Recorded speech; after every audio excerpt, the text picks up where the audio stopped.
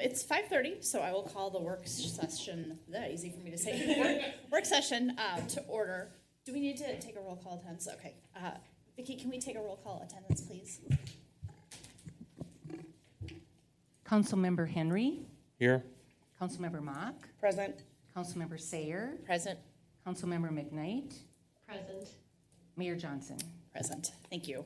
All right, the reason for that is because, as we just figured out, Councilmember McKnight is participating remotely from Camdenton, Missouri. So welcome, Joy. All right, up first on tonight's agenda is the pavement management plan update. Mr. Lennis. Well, hello. I'm sharing going here.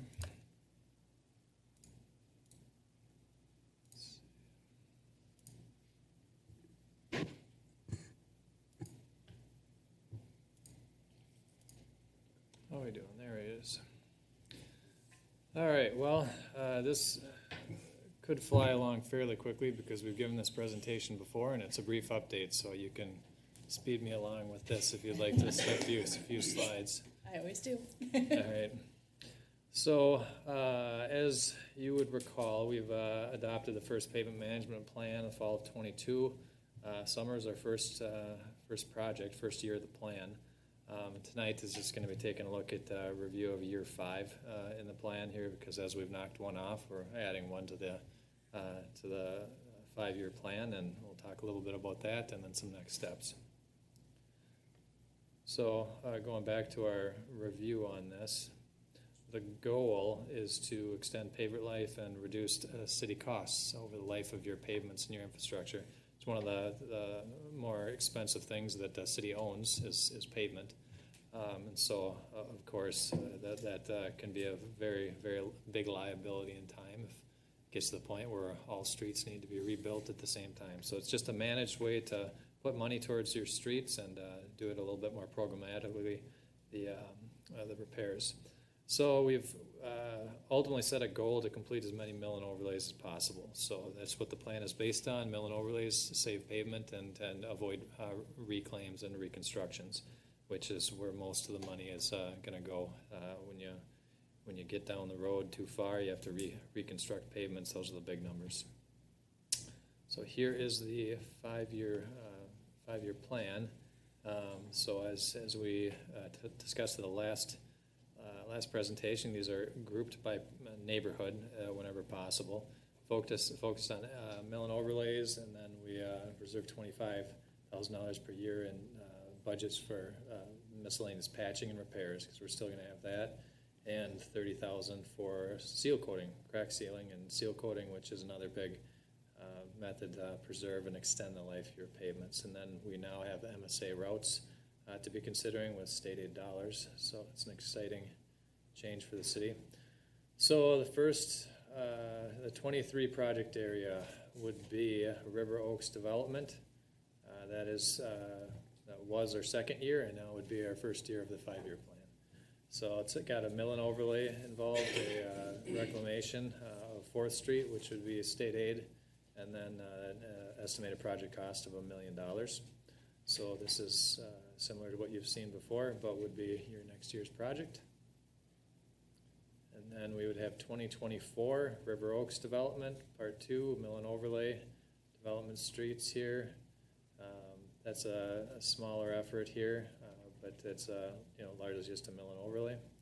2025 Carver Bluffs development, part 1, $423,000 effort, which is a mill and overlay and some minor reclaims.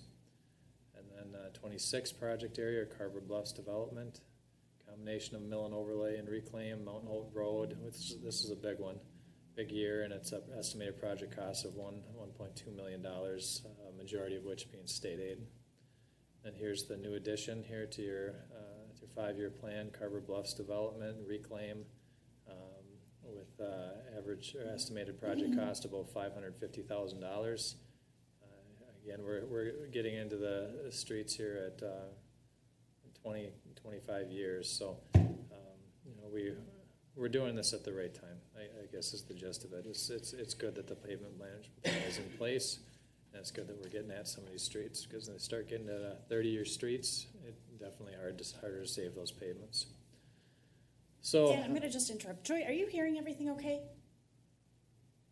Yes, I am. It's actually working great. Okay. great. I did have a quick question. After that 2027, for the remaining streets that we have left in Carver, are there any more reclaim projects that will be needed?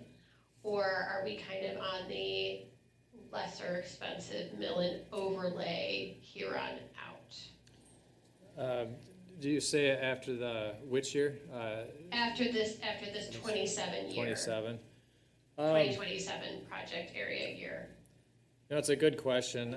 I would say that's going to get into some of the next steps, because what we're going to do after, after so long is update your condition survey. Yep. Some streets that we thought were going to be mill and overlays might dip into the reclaimed territory over the next number of years. Generally speaking, here there's probably always going to be some amount of reconstruct, because stuff can change in a hurry on pavement. That being said, we're probably always going to have a little mix of reclaims and mill and overlays, but we're hoping that it gradually gets to the point where we're just resurfacing. Okay, thank you. So seal coat program here again, we've started to chip away at that. It's a good thing that it's being implemented here. This is a fairly inexpensive way to save your pavements. It's kind of like painting your house. If you throw coats of paint on it, you can save your wood. Paint's not very expensive, and so this is kind of like painting the streets. Keeps that pavement in good condition here for a few extra years, and this isn't the most expensive way to rehab pavements. So we've got $30,000 per year for the program, and again, if there's any questions, I can dive in. But this is just an annual thing that we peck away at different segments of streets, try and put that coating on there and extend their life a little bit longer. So here's the summary of the seal coats. Mr. Alanis, I have yes. a question on that one, and I noticed on the other slides, when you go by each year, some include state aid, some don't. Is that where we don't want to count on it, or? Is that where you do? Yeah, the state years, aid's an opportunity, is okay. how I would put it. If you can't use it if it's not on a state aid road, it's not an option for us. Okay. But if it's on a state aid road, we have an option to use it, and in this particular case, we're exercising that option on Okay, some of these I thought it roads was to something use about like a particular year, but it's about that road, okay. If it fits the funding program well, and funding programs where it's worth it to draw, then Okay. it was put in here. But Thank it's, you. Yep. Dan, I have a question too on this one. What year did Monroe Drive go in? That's a good question. That is going to be 2019. 2019? I'm going to trust him more than me. Okay, and then what, for seal coating, how many, after how many years do we want to do that for each road? Seal coating is interesting. It's in that it's a little different than some of the other methodologies. Seal coating, there's some studies that say you seal coat when the pavement's still new, and you put that down, and it can have a notable impact. So you try and seal coat actually within the first few years of the pavement, and then as far as repeating, it tends to be well here this is our current parameters here. Seal coat within the first 3 years after paving. As far as redoing it, at this point we're not really getting into redos on the seal coats. We're doing it the first 3 years, and then at that point we're running it out as long as possible before a mill and overlay. We just find that there's a lot of value in that initial seal coat to try and defer how long it'll be before it needs to be mill and overlaid. So can you continue to seal coat then in order to push mill and overlay back even farther? Yes, you can, and that will be part of upcoming plans. We don't have that built into our 5-year cycle, because right now we're just trying to get the seal coats done and the mill and We're overlays. playing catch up We're right now? basically trying to get to a point where we have those critical items done and checked off the list. But if you really get into a comprehensive program where you've got some substantial money that's going in every year against your streets, and you do right now, I'm just saying it'll get to the point where you have a little bit more flexibility. At that point, yes, you would actually probably seal coat yet again to see if you can extend it even further on the mill and overlay. Okay, thanks. So that would be the summary of seal coating. So some of the next steps here that we've got planned is confirm the plan and continue the project planning and the CIP. So ultimately, what we have here is a new year added, and we look for any confirmation that we're on the right track with what we're adding. So we've got another segment of road, and do we concur? And then confirm and verify upcoming projects annually. So like we did right here, we're going down the right track with that new year added. We're going to probably look to do that each year. And then probably the bigger step on our side of things is we would suggest, a refresh of the pavement management plan.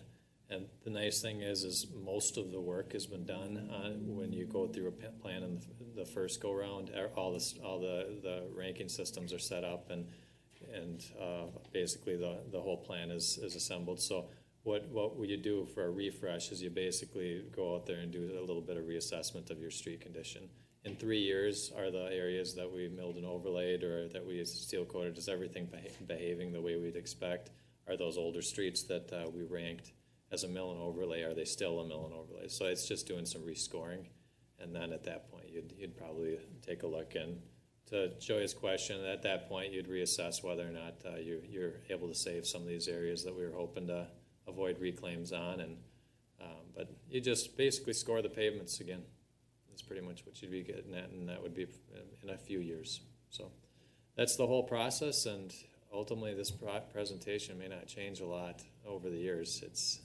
It might get bigger, but the process is fairly similar, even for very large systems. Any questions? Just want to point the council's direction to, so it'll be page 14 in this packet agenda item. This kind of an update on the financing end of it. What you'll notice is from the previous financing plan, we initially had in the current plan about $100,000 from the special capital fund. So that's been removed, and we're continuing with that $620,000 annual contribution going from 26 to 27. So we're kind of tracking that as our cap for this. And then as we talked about at a previous work session, I think probably next on the list would be to try to develop a similar type program for our capital equipment rather than doing equipment certificate. So, but a critical thing that Dan had mentioned is, regrading our streets probably in 2024, just looking at, okay, what's the condition, and then assessing new priorities from there. So I just wanted to point that out before the council got into their discussion. Thank you. Joy, looks like you're off mute. Do you have any questions, comments? No, I thought the budgeting slide was really helpful, Brent, so thank you for pointing that out. That helped me understand kind of what our allotment was each year in both the municipal state aid table as well as our internal local street funding. That was helpful to explain. I appreciate us adding Bluff Road and part of Carver Bluffs into the 2027 plan. I know that's been one that my neighbors have been asking about since it wasn't in our 5-year plan, and I knew we'd be updating this. So I appreciate that, and I also like that we're also planning to rescore everything, just I think another fresh assessment. As you said, Dan, pavement conditions can change at any time. And so it's always good to kind of check in. Just, I think that pavement scoring information is helpful for our residents to kind of see how we compare streets and how we rank them, and how we come to these plans and decisions. So that's all I had. All right. Anybody else? The only comment or question that I guess I had is, it looks like I appreciate that, I've said this before, the political courage that we all took to make this a priority. But I'm looking at, for the proposed 5-year street maintenance fund summary, in my mind, those year-end fund balances look like they're getting a little high to me. And I know it was really nice to have a robust, probably special capital fund at the end of this year so that we were able to take care of Carver Bluffs Parkway, but why do we have 6 figures left over at the end of the year? Is that if bids come out high? Is that, could we be doing more? So you would be referring to, let's just talk about a specific figure here.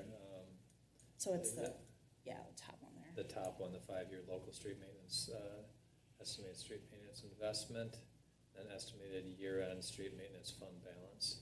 So okay, so you're talking about whether or not it would be So, like- best to drain that 200,000 down to. Well, and I don't know that we need to drain it down to Drain's not the zero, right but- word, but yeah. But yeah, but like An $150,000 seems like Yeah, if we're not using it, and I see the what you're doing with the accounting from year to, from 23 to 24, where there's a negative fund balance, that makes sense to me, but some of those other numbers, especially when we get into 2017, and I know that that's a ways away and that there could be reevaluating and reprioritizing, but that $216,000 seems like an awful lot of money to be left over. no, that's a good question, and one thing that I would add is, for us, part of it is having some flexibility in the market conditions, because Okay. when we did this job, it actually worked out pretty close to estimate, and that was, sometimes you get a little bit lucky here. I mean, with the inflation we've had, quite honestly, we got a little bit lucky. I mean, they used up all of our contingency, but we still came in a little bit under. So that ate up some of the balance that we would have had in this one. Next year, if let's say we end up with $120,000 left, I mean, that money can be pulled forward to next year, and you can actually rebalance that. So I would say these balances are always moving forward for what you can do in the next year. Okay. And so I think it's healthy budgeting from our perspective to have some balance, but that doesn't mean it's gonna go anywhere else. If you approve it, you can put that money right back into the next year. Yep, yeah, And I'd also add, this functions like you normally want your contingency to, so if we had Carver Bluffs Parkway Part 2 come 3 years from now, rather than using the special capital fund, which can fluctuate from year to year, we know that we have money in the fund to handle a project that we didn't plan for. I would say it's a both and situation, though. It's, that's why we pulled that 120 or that 100,000 out of the special capital, keep that fund balance down. That's why we're not going from 620 to 720. But as we all know, spending $200,000 on a pavement project can go, it took 2 blocks or 3 blocks in Carver Bluffs. So right. I think it's great feedback. I also think that $250,000 is a nice spot to land for a project that might sprout up. We might have a project next year that the street, it looks okay now, and all of a sudden next spring we're like, oh man, this thing can't wait till 2028. We'd at least by 2027 next year would be a little bit tougher, but we'd at least have some seed money to get started and at least have that conversation. Okay, that's helpful, thank you. Any other comments? All right, moving on then to the facility rental program review. Ms. Hans-Eiden.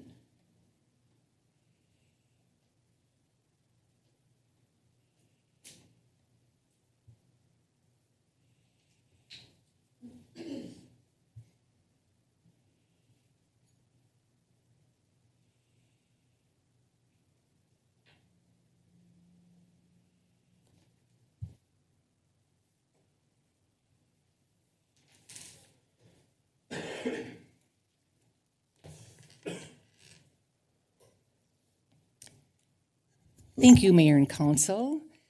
As you know, we currently have a facility rental policy that generally sets expectations regarding the responsibilities of the rental party when they are utilizing our rental spaces here at the city. And we have 3 main spaces. We have our village hall downstairs, which includes the commercial kitchen and the patio area. We also have a small conference room on the lower level called the Broadway Conference Room. And then we have the Church by the River located at 109 Main Street East. So those are the facilities that we're talking about here. And in order to continue to further establish clear processes and shared expectations for facility rentals, we're taking this opportunity, among other things, to review the policy itself. And so what we're going to talk about tonight is the actual recommended or proposed changes to the policy. We're also going to talk about some group changes, some rate changes. We'll talk about timeline, and then we'll see what questions you have, and we'll stop for questions along the way because there's a lot of material that is here. So first, in your packet, we had the facility rental policy, and the changes were highlighted, and the red ones were strike through. Those are pieces of information we're deleting. The blue is pieces of information that we're adding, and then I think you probably saw an item or two that was green, which meant it moved from one spot to another. So some of the things that we're trying to accomplish by looking at this policy itself is we are updating it from a policy to a legal agreement, and that is the recommendation from the city attorney that we actually include the rental party's name and information dates, and then consider this an agreement rather than just a policy. So it's more of a legal contract on on what their responsibilities are. Some of the other things we were looking at is actually clarifying responsibilities, whether there is a deposit required or not required. And we'll go through that as we go through the groups. We're going to be identifying payment and refund methods. Some of the things that we struggled with were getting checks in a timely manner and things like that. So we're going to start to look at also taking credit cards would be an example of one of the changes that we're making there. Will also be easier then to refund deposits and so forth. We are also taking the opportunity to incorporate some wording clarifications, maybe some questions that came up over the last few years, or maybe some things that we looked at and said, I'm not sure what does that really mean? Along with the last thing, incorporating some legal changes and language to protect the city's interest. And I would say most of those came from City Attorney Anderson, who took a look at the policy and recommended some changes to make sure that everything that the city would want to do would be in this legal contract.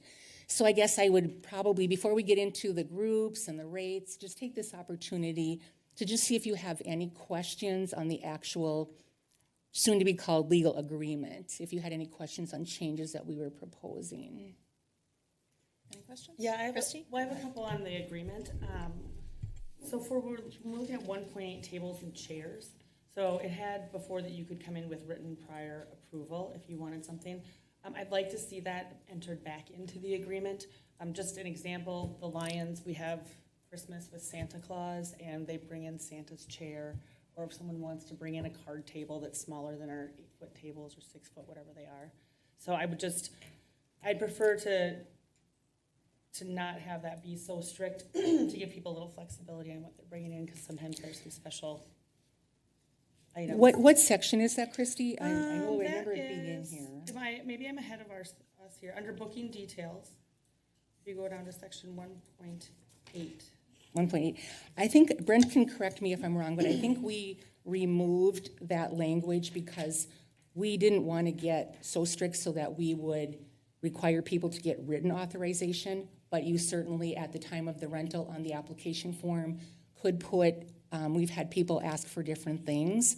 What we have to be careful of is bringing in extra tables and chairs to actually increase the capacity, which is defined by the fire marshal. So we've had in the past have groups say, can I bring in some extra chairs and tables so I can accommodate more than your 144 seats or your 150 capacity? Am I remembering that correctly, Brent? Yeah, we just, like, for the examples you brought up, there's no issue with that.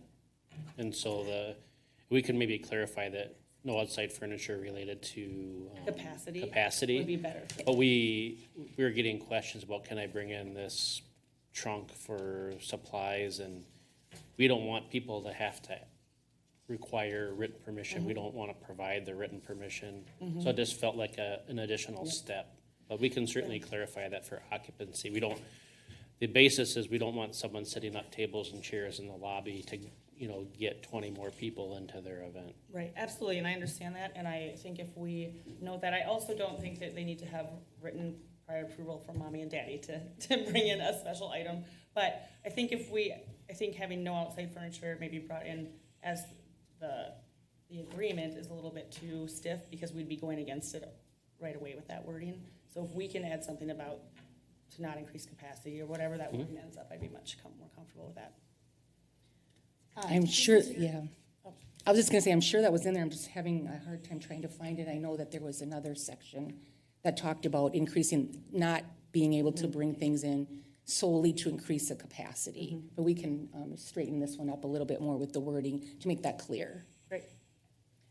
Just in that same section, I noticed, it seems like a weird tag on in that section about all windows and doors must remain obstructed during the event. So do we want to change that like section to tables, chairs, and obstructions or something like that?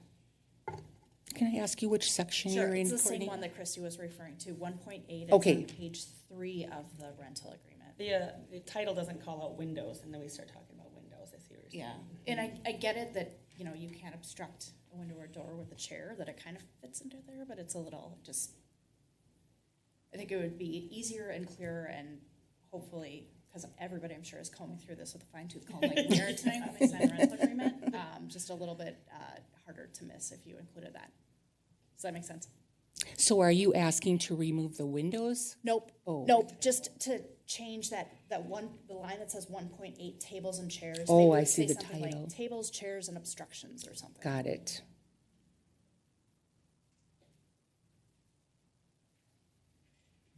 And I'm sure there's probably a better, more legalese language to use, but we've got people for that. Because it's interesting, we have had people ask about doing that, like especially going out onto the patio, they want to put tables in front of those doors, so. Yeah. Let's see. Any other? Go ahead. Under 2.1 for alcohol, so I see that on the adjoining patio area has been crossed off. I'm trying to remember back. I thought at one point we had talked about seating out there. Do we not allow any seating out there? Do we allow? So we had at one time planned, we don't have any, and just the conversation we had from a staff level was, you know, we thought it could inadvertently encourage people to, it's not a far leap to go from that patio area to the sidewalk, and so is there any reason why we would want to encourage people to be out there drinking when they could be in the facility? But that's kind of the line of thinking. It's up to the council if you concur. I'm fine with that. I had a different recollection, so that's fine. That's it? Okay. Anybody else? Scott? Lori? Joy, anything from you? No. Okay, I could read those there. The only other thing that I had was 1.9 event supervision. That's still on page 3 of the rental agreement. That first line says the rental party or responsible designated representative of the rental party must be present during the entire rental period. In my mind, it should be the rental party that's there the entire time. And I don't know if you guys have any thoughts on that, but I'm not going to rent for Christy and then not attend. I feel like the person who signs the contract should be there. So when this came into effect, there was some history there of an organization in town that had been reserving it for some parties and then not being on site during it so that they could get the resident rate. So And I think that's- that was heartburn coming back from that. Have we had this happen recently since I guess with COVID, Yeah. it's been hard to have anything really recently Right. in the rental business, but Not I that- know that's where it came from and why it was initially included. Have we seen any problems with that? Not that we're aware of, and we go over this when the rental party comes in, and we're very explicit and say, you know, you need to be here, you need to be responsible. In case there are some issues, we have to have somebody here that is the responsible person that had, signed the agreement or designated somebody. Yeah, So I we have agree to with have you. that Okay. contact. I'd like Yep, to I take agree with out you. the or responsible designated representative of the rental party so that it's just who signs it. Is there? Okay, Yeah, unless you have some example where this has happened where we would want to keep this in. I am not aware of anything. Okay. Any objections to that? Okay. Okay, that's all I had on the rental agreement. Okay, so that is the agreement, and then some of the other changes that we are looking at have to do with the group changes. Before, or as it exists today, we have 4 groups, and we are proposing to go to 3 groups. And I put the chart together, you can see Group 1, we're changing the definition from civic organizations that operate in the city of Carver, that exclusively provide charitable services, 2 City of Carver affiliated groups, and I can give you a definition of that.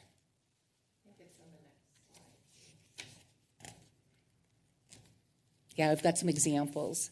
And then group 2 and 3, we are proposing to combine that into group 2, which would be going from tax exempt organizations and business owners that operate in the city of Carver, residents or property owners in the city of Carver, going to city of Carver residents, businesses, and organizations. So we would not be calling out specific tax exempt organizations like we have in the past.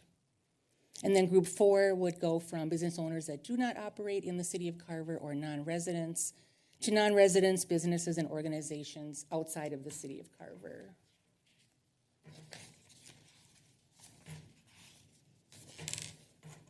Any questions on the groups? And we can come back to some of this once we go through some of the other information. I have a question. So for group 1, we have it listed out here for the changes and they're named. Are we putting this list as like, this is the list in stone, rather than if something comes up and we find it to be? I'm gonna jump ahead to the next slide. We were actually going to use this more as an internal document. We wouldn't be publishing, as part of our rates, what these groups are, but we identified these as groups that have some degree of connection to the city and specifically commit resources to city projects, facilities, services, development initiatives, and so on. And we were going to use this more as just an internal, these are the groups that we would put in that category. Okay.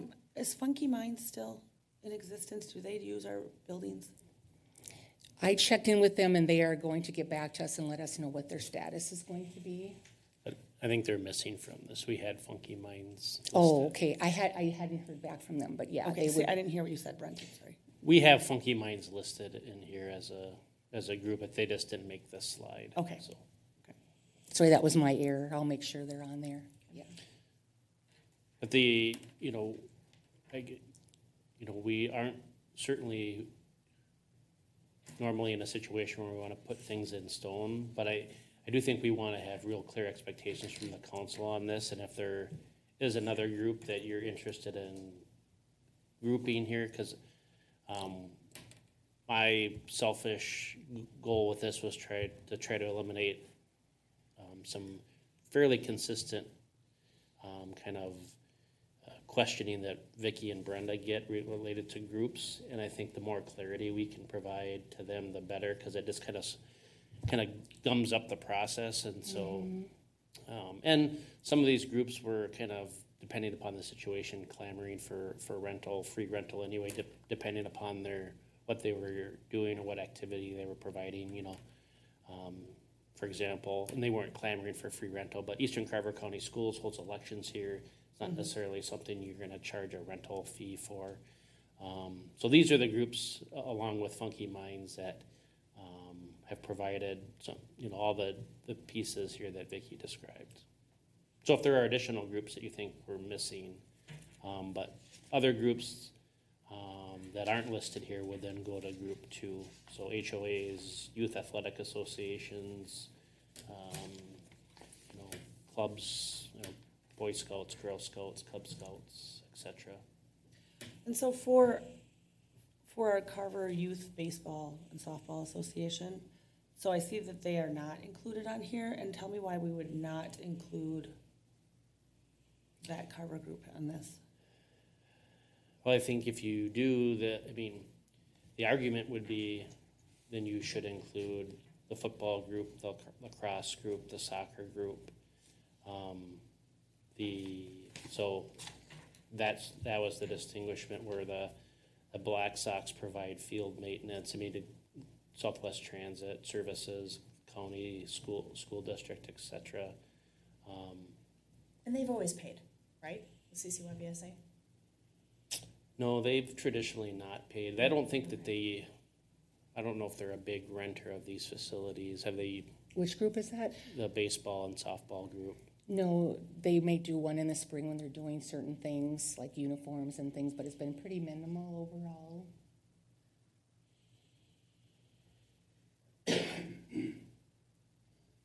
think I'm getting stuck on that word groups. Like, I would like to see like a extensive list, or maybe just call this example, or maybe it seems like it's representing more those that have a partnership, like the Black Sox also provide maintenance of the field.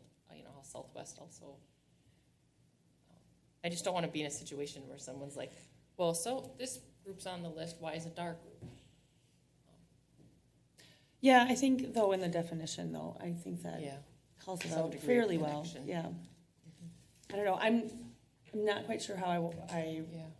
with the youth softball association, they are Carver centered. They do use Community Alliance Park. They don't do a lot here, but I know that they have held some of their organization meetings here before. And then, like you said, the shirt day or whatever it is. But I can see it going down the path that Brent was mentioning of. Well, while you guys chew on that, I have a Yeah. question, but more about a comment for the group changes. I do like, and Brent and I talked about this a while back, I do like that group 2 and 3 are merged into one group. I like the idea that Carver residents are paying the same amount as the tax exempt organizations. Or I'm sorry, not the tax exempt, but the Carver residents aren't paying more than, you know, before it was a little bit tiered up so that they had to pay more than what was then a tax exempt group. So I like that our people can get the same rate as the organizations and businesses and other folks. I like the merging of those groups. Well, and before, some of the groups were getting, you know, free rentals, and residents are paying for rentals to some of the nonprofit groups as the current groups are aligned. You ready to move on? Okay. Oops, go back to group 2 there. So what we're looking at with group 2, which would be what we talked about, the City of Carver residents, businesses, and organizations. And on the left there, you'll see, on the left side, we'll have the current rates, and then on the right, next to that, where the proposed ones are for Village Hall, Church by the River, and the Broadway Conference Room. So going from, like, example there with Village Hall, currently $80 an hour, $400 for the day.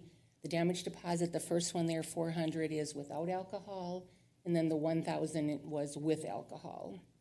And then going to the new proposed rates next to it would be changing to $50 per hour, $350 per day, and then just a flat deposit of $350. It wouldn't matter if you had alcohol or not. And then the same way along the table there, going from the Church by the River and Broadway Conference Room. So I like this except for the Broadway room, and looking at that and looking at the monthly report, it looks like that's not being used extensively. I'm struggling with paying the same amount for Church by the River, which I would consider more an event space and has a significantly larger capacity as, you know, the same amount as a 6-person conference room. I would like to see that stay at $5 an hour, and maybe bump it up. I think throughout this, I think for the most part, our formula has been the day rate equals 7 hours, right? So the, you know, $10 an hour times 7 is $70 a day. So maybe bump the day rate up to $35 a day for the Broadway room. But I think $70, like, screams we don't want people using that. That just seems like an awful lot for, and I know it's very reasonable if you consider some of the, you know, workspaces that are in the cities, but that just seems too much to me. Yeah. I know one of the things we talked about was, even though, yeah, we don't rent it that often, it's like when you do, you have to go through certain things and go through the processes and collect the, you know, the deposit and the fees and go through the agreement and all of that. And you're like, for $5 an hour, that's one of the reasons I think we were looking at increasing that a little bit. We thought even $10 is a pretty fair price for renting a room in a facility like that. That was our thought process behind that. So it's certainly your choice to make the decision on that.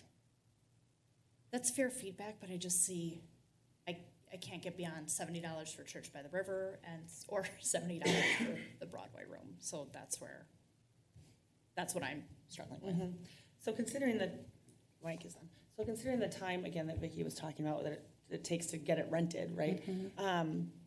I was actually looking at it a little bit differently because I did notice those were the same, but I thought for the Church by the River, and I'm not sure who our main renters are there. I know that we have some groups that are there that maybe don't have, don't monetarily have a lot. Is it better to raise that though to $15 an hour?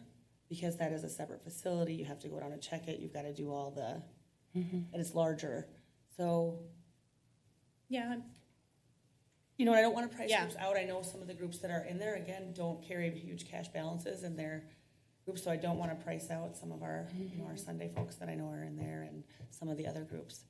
But considering what you're getting with the whole building, does $15 an hour make more sense there? And then that also yeah. keeps us at 10 for Broadway, which covers some of the costs then of, and I know that I can't, Brent is like, Christy is asking to raise, what? It's like you could read that thought bubble. Right? See what I did? Yeah. I've made it so now you're raising. Yeah, I got it. Tricky. So good at what he does. Yeah, I know. So good at what he does. I'm okay with that because I think that solves the issue that I'm having with that equity in the price there for two very unlike facilities. Does anyone else have any? So if we did $15 an hour and then did the day rate would be 105. 105. Keeping with our formula of 7 hours equals a day rate. Still seems like a value to Yeah. me for Church by the River. And let's see, Church by the River has a fair amount of rentals. Can you remind us of some of the groups? I know our AA group is in there. Who else are we having? Dave, is that public information? Oh, Say that again? Is it public information who's actually renting the facilities? Okay, I didn't know at one time. I was told it wasn't, so. Okay, perfect. It would be like an AA group is in there, and we actually have 2 different AA groups in there right now, and that they meet in there monthly or weekly, so they take up the majority of the rental space, and then occasionally we'll have a baby shower or a birthday party in there because there's no alcohol allowed in the church, so sometimes that limits people from not renting the church for a specific function like that. But Last summer, a couple times while I was gardening, I saw folks in and out of there setting up for a party. okay. I'm fine with $15 an hour. That's still very reasonable to have that entire building if everyone else is comfortable with that. I'm fine with that. And then $10 can stay for the Broadway. Yeah. Is that truly what we feel we need to recoup our price? But just, let's double. I'm sorry, I don't understand what you. It's not a question for you. oh, the group, I didn't know. the groups. Sorry, I was like, I don't know what you're asking. No, I was making eye contact while I was speaking. Typically, the rental for the Broadway room is an hour.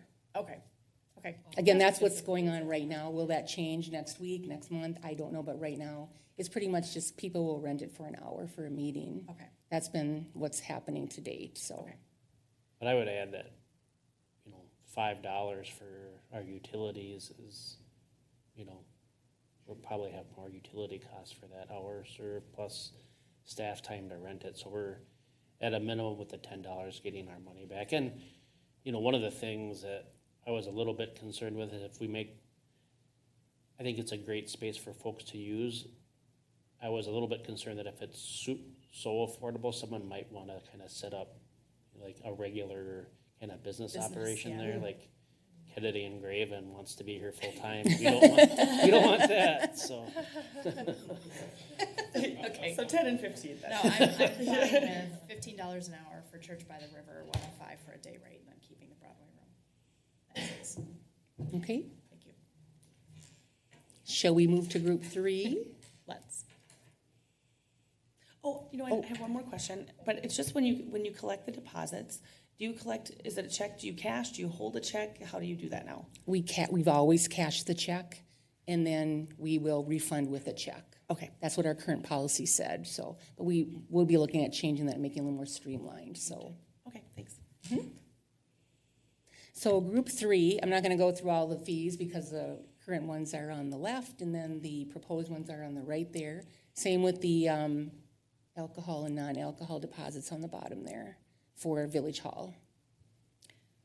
So I have the same issue with this one of,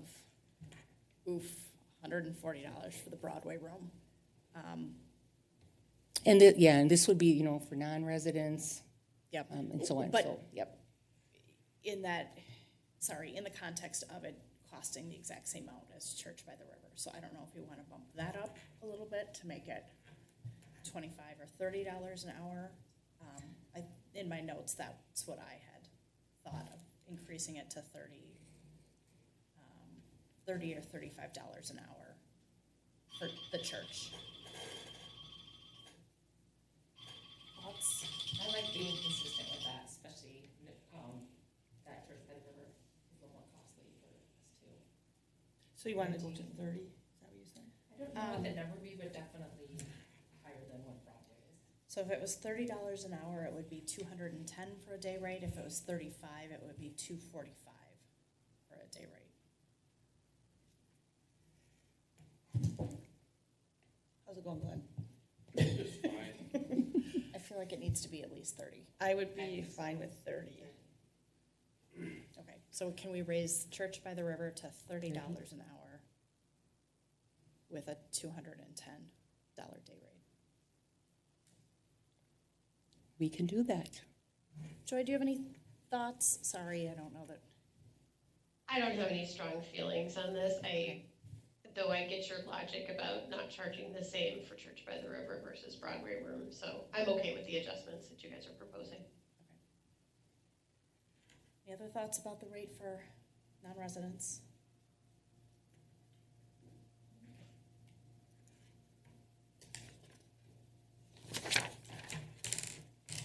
And then we just, unless there are any other questions, the other thing that we are looking at has to do with some of the additional fees that we're charging. Again, on the left are the current rates, and the proposed rates are on the right there. And we are removing 2 of them. Can you remind me, Vicki, what's scheduled versus non-scheduled? Yes, it was I think that's why we're removing it, because it is confusing.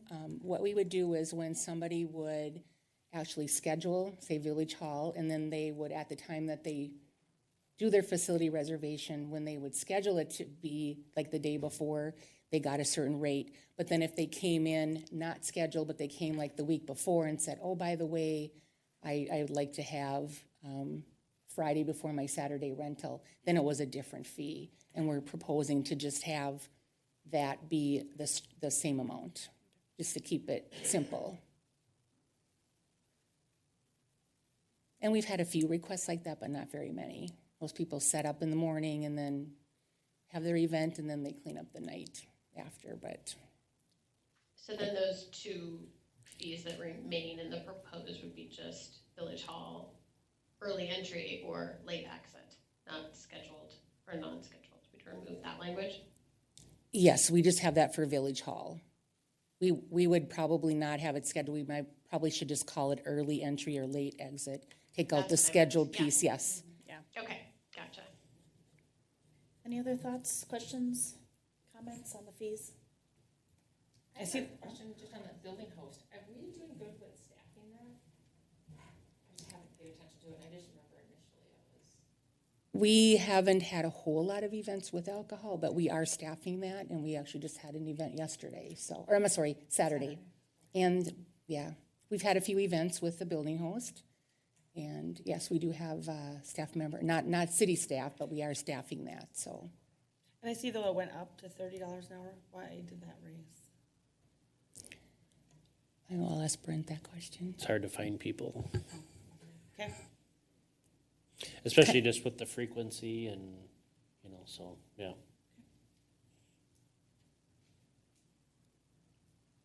Anything else? Any other questions on the additional fees?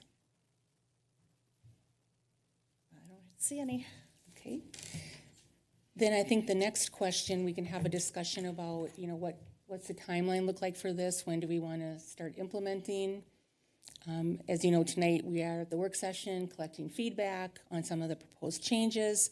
We're looking at what are your thoughts on bringing this back to a regular meeting, adopting the changes to the agreement, and then looking at, we'd have to do the fee changes via an ordinance on the fee schedule. And then they would have to be obviously adopted by the council and then published before they would go into effect. And we would want to probably communicate to the groups that are being affected by this, so they are aware going forward that some of this will be changing for them. What's the timeline you think that all of that will take? That's a good question. Let's say it comes to our next meeting, it's adopted, and then it has to go for all the notices for the ordinance change. It might be a little tight to bring it back to the first meeting in August, but if the council decided that's what you wanted to do, we could make that happen. I think it would be easier. We'd probably want a little more time to communicate to the groups, just to let them know in advance, this is what's gonna happen. The reason I'm asking is because if it's gonna take a couple of months because of all the things that have to get published, do we just wait and enact this at the first of the year when we do the rest of the changes? This just regardless of how much time it takes, this feels like a first of the year Yeah, thing. That's totally your decision. I'm fine with the first of the year, and we can do it at once and with the rest of the fee schedule and changes. Okay. Any other questions? Otherwise, that's all I had for information. Joy shaking her head. Can we get some clarification on group one or how you want to do that? I didn't hear Oh, resolution on that. If it's not part of the fee schedule, if it's not published, just knowing that staff is able to keep track is part of it. I think is, Are you asking about the youth associations that I brought up, or just in general? Youth there, just to, both and, so the youth and then, Councilmember Siri had mentioned, wanting to name it something different. It is examples, or like, that it's not, is it, I mean, if it is only examples, then I guess, or is it really like, That's the, you're on the list or you're not? correct, that's the Okay. intention. Cause I think if they're, And if something again, wanted to puts be us added to into, the list, like, there have been people that have like reached out to the mayor and said, well, can I be on this group? And what I'm wanting to avoid is all of you being put in a political situation where someone is saying, well, where do I land here? And I don't like this grouping. Can you help me get to group one?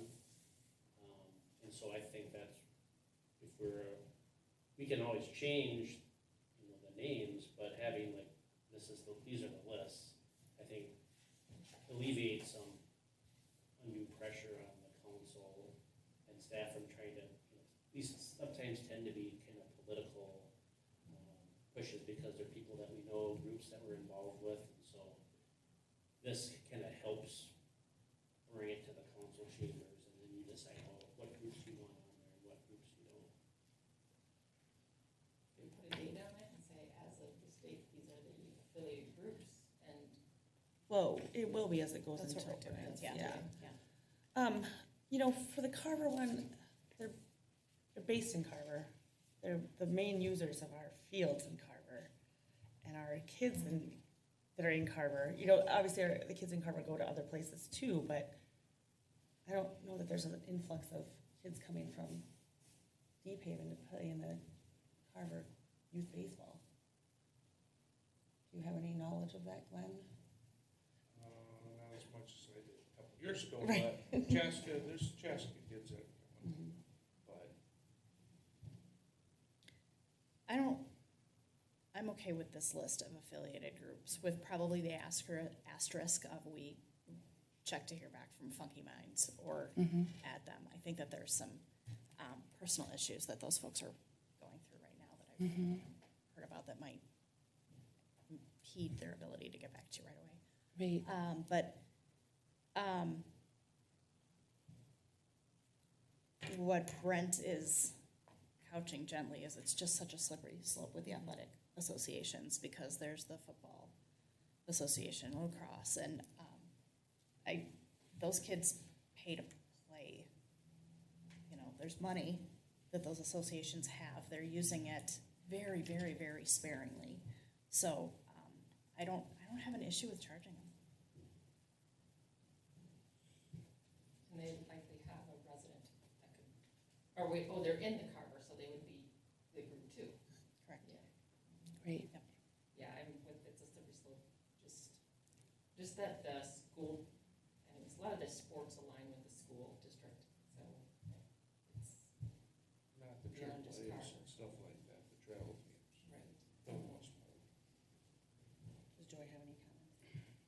Joy, thoughts on this one?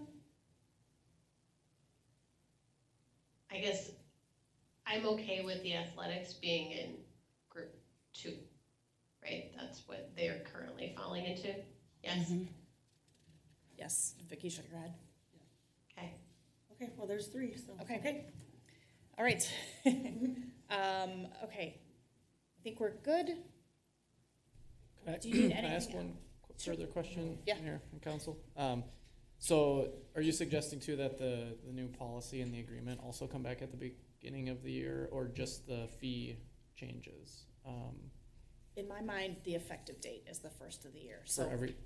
we could go through it at our next meeting. It doesn't have to be, Mm-hmm. but I think Sure. we said the effective date is the first of the year. So whatever timing we need to do to get us to that finish line, Sure. that's the desire. Great, thank you. Vicki, Brent, anything else you need from us? I don't think so. Okay. Thank you. Thank you. All right. All right.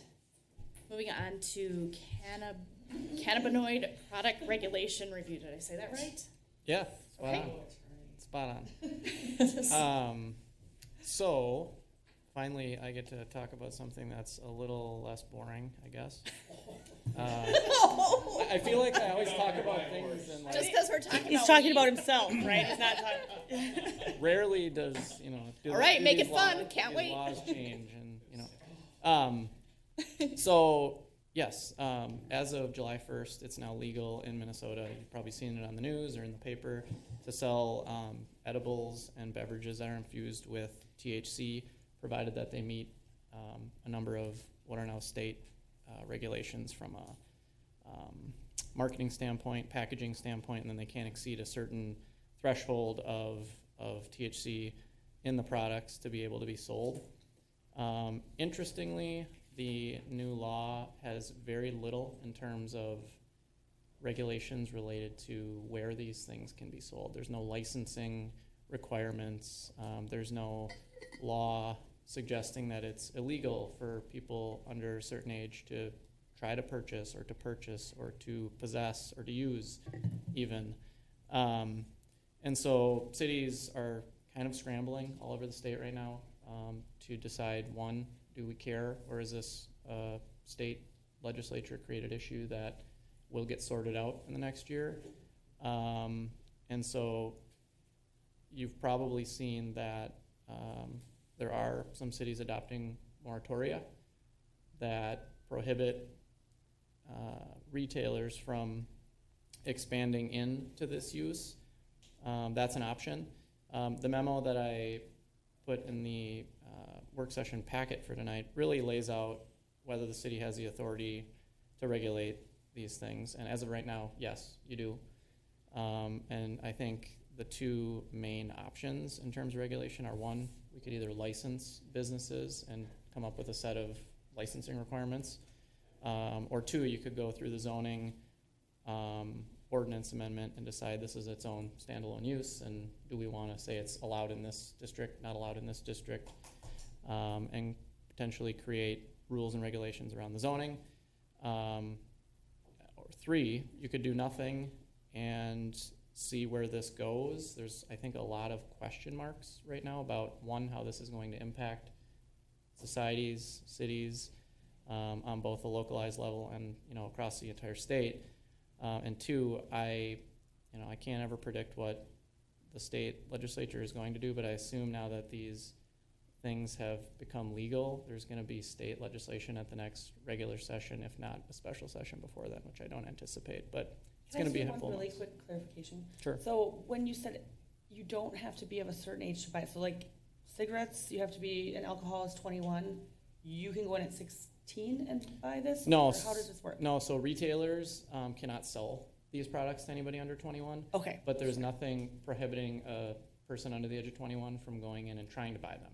In other words, right now it's against the law if you're 18 years old to possess alcohol, for example.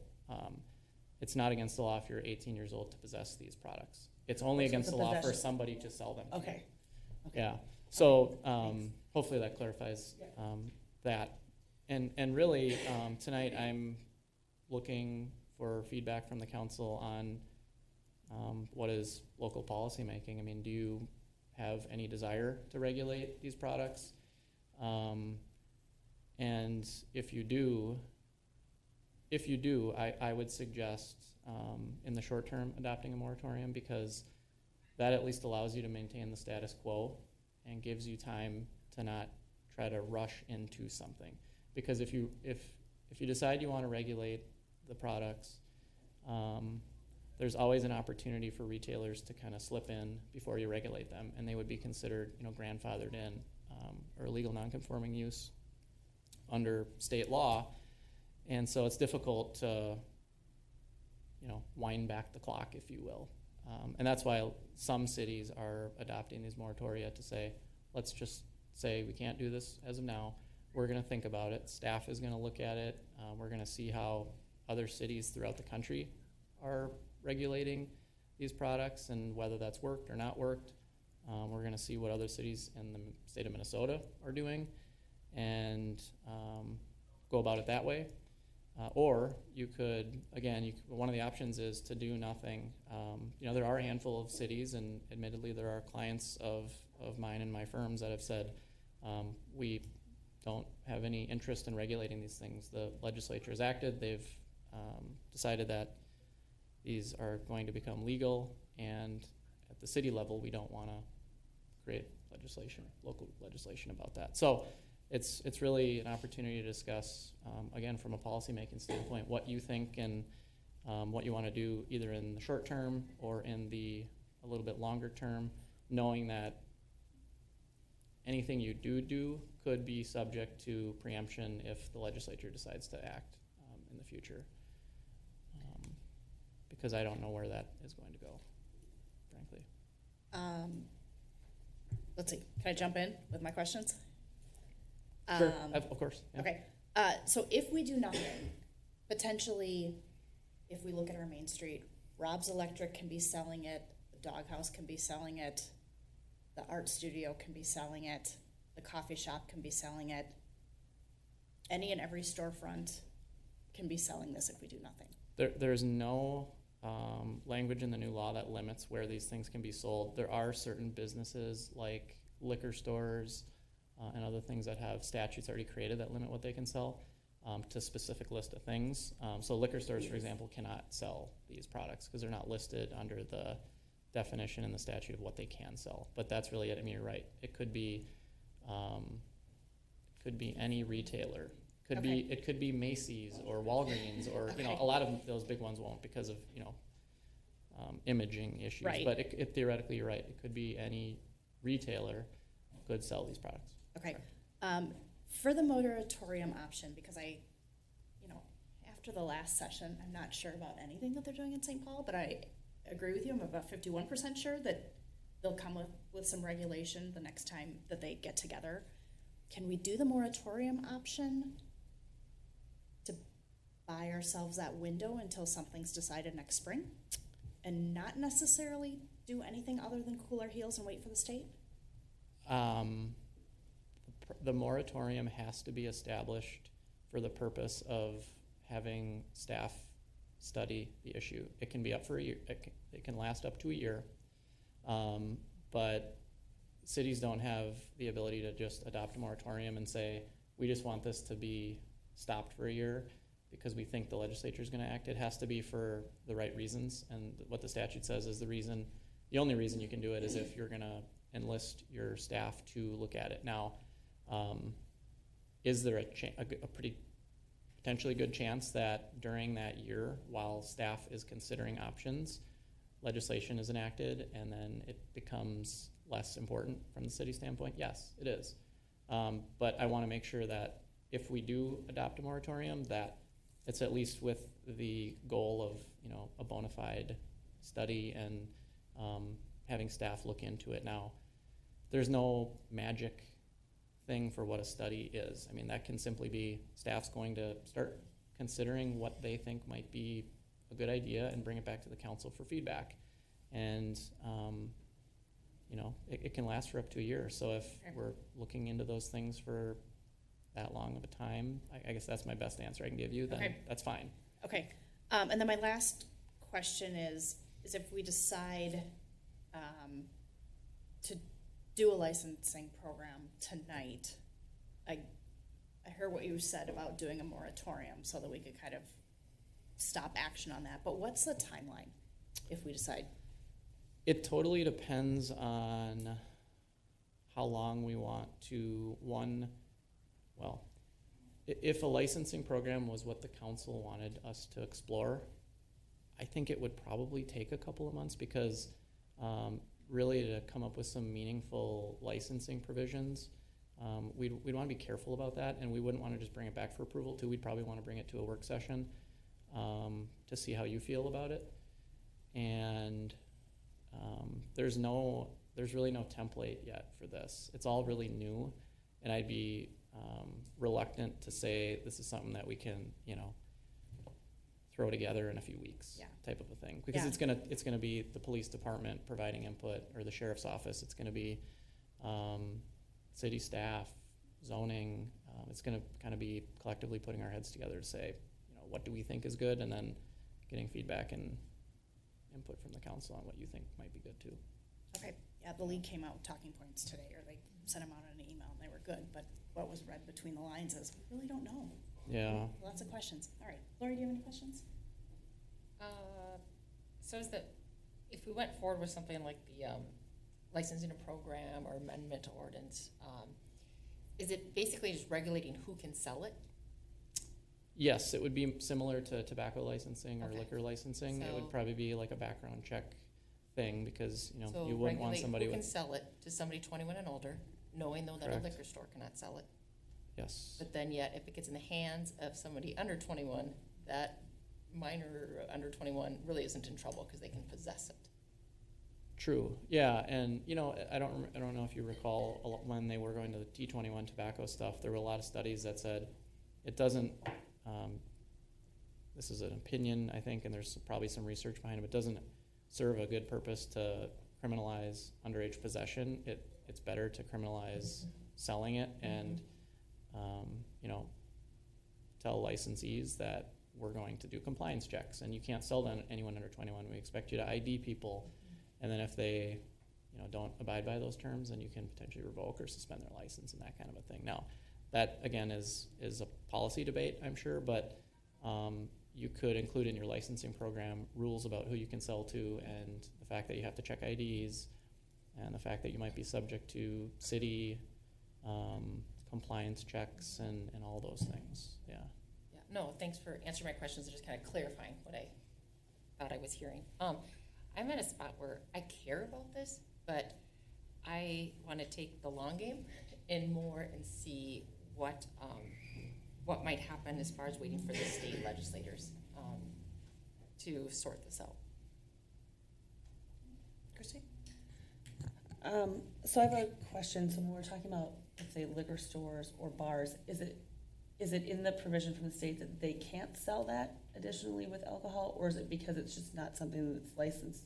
Their license only covers alcohol. I'm confused on that one. No, it's just liquor stores. So there's a definition under state statute of what exclusive liquor stores are, and those are the companies that get off-sale licenses. So it's the brick and mortar. You go buy a case of beer, and you carry it out. Mm-hmm. On-sale liquor licenses are different, and part of this actually legalizes the beverages, the THC beverages. So my assumption would be that there's nothing prohibiting a bar from selling those beverages because they're not considered an exclusive liquor store that is limited in what they can sell. This would be just like, just because they have an on-sale liquor license doesn't mean they can't sell, soda pop. I mean, they can sell tap soda and that kind of a thing, so they could sell this stuff too.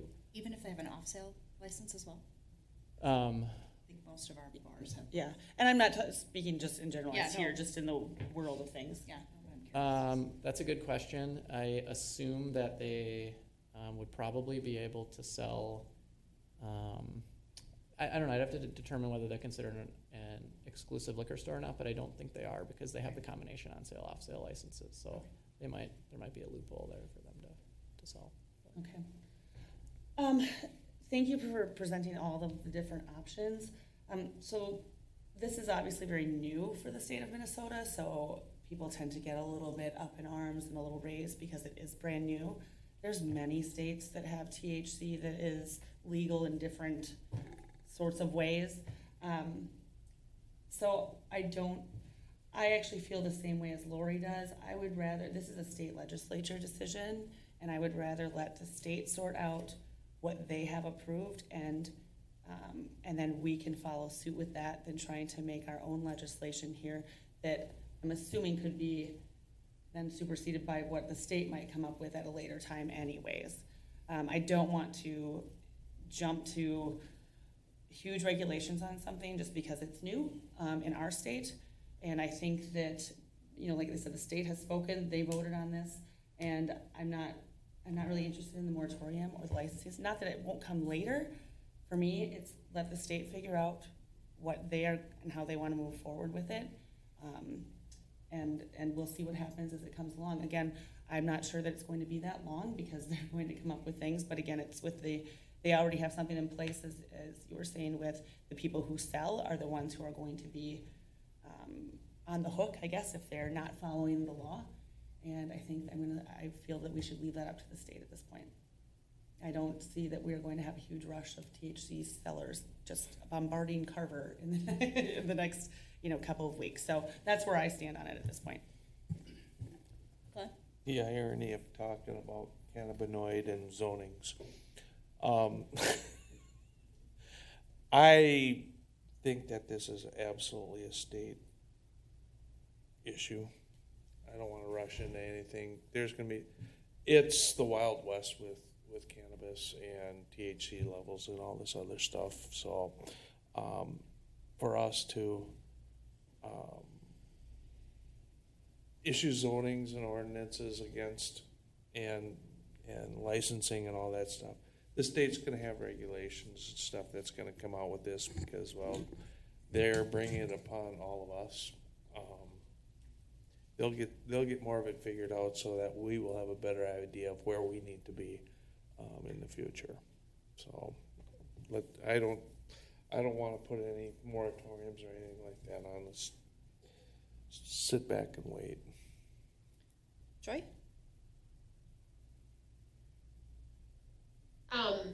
I concur that most states who have authorized this have created legislation around it. And so, specifically with whatever restrictions or requirements there are around it. So I have to believe that Minnesota is going to follow suit. My limited research couldn't find a state where it left it up to the cities long term to figure it out. So I'm not in favor of trying to figure it out ourselves. One alternative that we could consider is put a moratorium on it and say, we want staff to investigate regulating it just like alcohol and tobacco is today. That could be one alternative, but I'm also okay with doing nothing because I think the state is going to have to do something quickly. Thank you, Joy. I was leaning more towards putting a moratorium on it so that we could get things figured out. I guess I'm still a little gun shy because we are sitting in a state where our elected leaders didn't complete their work last year. And I'm just not in a place of confidence that this will get done next year. And maybe that's based off of my experience and still my hurt feelings talking. But, I'm just not confident. I think, and it sounds like we might all be agreeable to readdressing this issue in our first meeting of June next year if this doesn't get wrapped up from the state.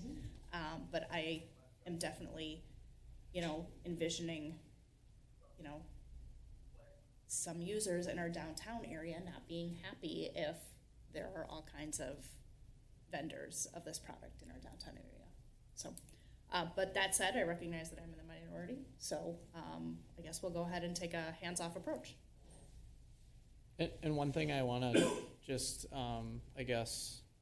remind the council of too is even if in a year the state decides that they're going to adopt legislation and actually on a state level license these retailers, that could happen. Cities will likely retain zoning authority like you have. You always have local zoning authority. And that zoning authority sort of can slip away if there are 30 retailers, for example, who have established this as a use. They're selling this. You're not going to be able to treat them as an unlawful zoning use because under zoning laws, if you establish a use and then it becomes illegal, they're grandfathered in. That's the provision in state statute that allows for uses to continue if the city doesn't adopt something prohibiting it until after they become, there. And that's okay if that's the council's intent. And I just want to make sure that there's not a perception that you might be able to zone these things out if they've already established themselves as THC retailers in the future, because you likely will not be able to do that. And I think that's an important concept to raise. Well, I appreciate your forewarning. Yeah. We also, in Carver at this point, there's not a lot of businesses that when you can expand in the downtown area. There's also things when you look at business of saturated markets, right? So again, I'm not for the moratorium. I appreciate that look forward. I'm absolutely willing to wait and let the state go back to their drawing board. And then again, Courtney, as you said, if something does not come out of it, I am more than happy to revisit it at a later date. Yeah. What Dave just said makes me even more concerned about, he essentially just said we can't put the genie back in the bottle, right? And we have, and I think it's public record, right, Brent, the new use for the former Carver Liquor building, because it was on an HPC agenda. We have a daycare center that's coming in to downtown Carver. So if that becomes, I can't imagine that owner, who's a Carver resident, would be thrilled. What is the difference? There's booze next door. I'm speaking. I'm sorry. I'm speaking. And I just, I think in my mind's eye, it's every storefront's got their own product. So I would rather do a moratorium than have to worry about 6 days, 6 weeks, 6 months down the road having to put this genie back in the lamp. Go ahead, Christine. I apologize for interrupting you. There's a lot of different uses downtown. There's a bar next door. There's going to be 4 of them in the downtown area. And if you choose to put a business somewhere, you have to be aware of the surroundings. I also think that, again, many states have legalized some form of this, and they still manage. So I'm gonna stay where I was at, so we don't have to keep bantering with it. No, I hear you. It's not the legalization that I'm concerned with. It's the Availability? Location. lack of any forethought being put into this law. If you've read anything about it, it really slipped through at the 11th hour. So the lack of restrictions around it makes me have some pretty serious concerns. But again, if I'm the only one with those thoughts, then we can move on. And it appears that I am. Okay, let's see. Moving on to the city. Thank you, Dave. You're welcome. Do you need anything else? We decided to do nothing, so there's nothing. Plenty. Yep, Okay. that's all I need. City manager's report. Mr. Mayor. Thank you, Mayor and Council. Just a few items. At your next meeting, we're planning to bring a kind of a draft of a program for a pressure reducing valve that homeowners over a certain pressure level can apply for. So more on that at the August 1st meeting. Kind of related to that, staff is meeting with the League of Minnesota Cities Insurance Trust tomorrow afternoon to go over their findings related to the insurance claims. So we'll bring those findings back to your August 1st meeting. I do want to get you, and this isn't a prognostication, I do want to get you thinking. Our past practice has been, when claims aren't approved by the insurance, that the city doesn't fund those. We're likely to, if the claims are denied by the league, we'll want some feedback just because of the overall size from the council. If you want to consider funding these claims, and there's unintended consequences and consequences related to that we'll have to go over with the city attorney, but kind of everything's on the table, and just wanted to kind of get you thinking about that topic. Cell phone policy, Lynn is working on an update to that. Hasn't been updated since I think 2013.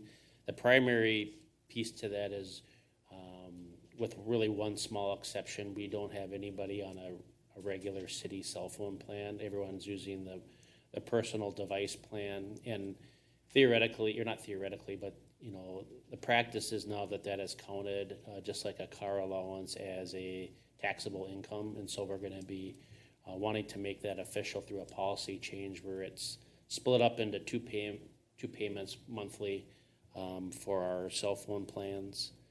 We're working on an update to our floodplain ordinance that's related to our community rating system, our CRS, that gets a break to folks who are in our floodplain district. So there's our floodplain, so we need to update that to stay within our current level. We're having a public hearing on Thursday for the preservation ordinance at the Planning Commission, and we're made quite a bit of progress on our speed limit research, so we're expecting to present some information to the council at your work session on the 1st. Any questions? Joy's shaking her head. I don't see anything from you guys. All right. Council requests? Hearing none, I would entertain a motion to adjourn. I'll make a motion to adjourn. A motion by Councilmember Mock, I'll second. and a second by Councilmember Sayer. I think we need to do a roll call vote, please. Yes, Councilmember Henry, Aye. Councilmember Mock, Aye, Christy Mock. Councilmember Sayer, Aye, Lori Sayer. Councilmember McKnight, Hi, Joy McKnight. Mayor Johnson. Aye, Courtney Johnson. Thank you. We're adjourned.